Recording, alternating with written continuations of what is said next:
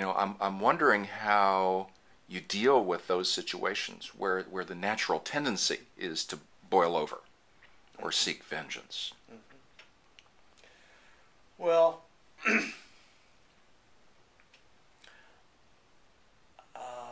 well, yeah, I beg to differ a little bit. I mean, I understand what you're Okay. saying about the United States, Hmm.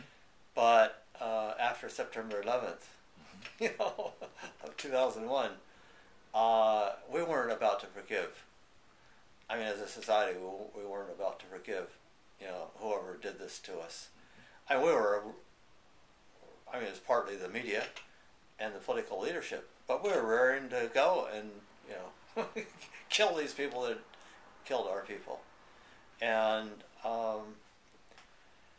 I think it's the it was the extraordinary people like the Families for Peaceful Tomorrows who lost family members in September 11th, but said, um, we our suffering is so great we don't want anybody else to ever have to suffer what we've suffered, and therefore they did everything they could to try to stop the attack on Afghanistan and later Iraq, etc. And there are those people. I mean, I was recently in Iran, and there were veterans of the Iran-Iraq War.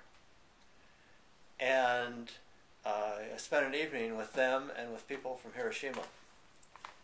And one after another of these veterans and the Hiroshima families were talking about what they had lost in terms of their own legs and their eyesight and their ability to breathe, and family members, homes destroyed.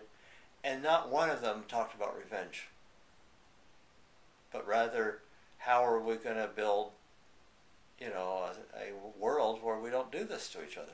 We don't use weapons of mass destruction and nuclear weapons. And I think we have to, in the mainstream media and in the history books in our classrooms, we don't hear the examples of people like the Families for Peaceful Tomorrows that, instead of calling for revenge, call for, we're really all a human family, and how are we going to resolve differences other than, going to war with each other?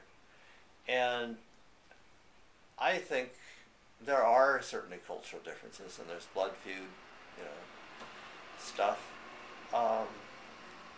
But I don't think that has to dominate our future if we're going to have a future.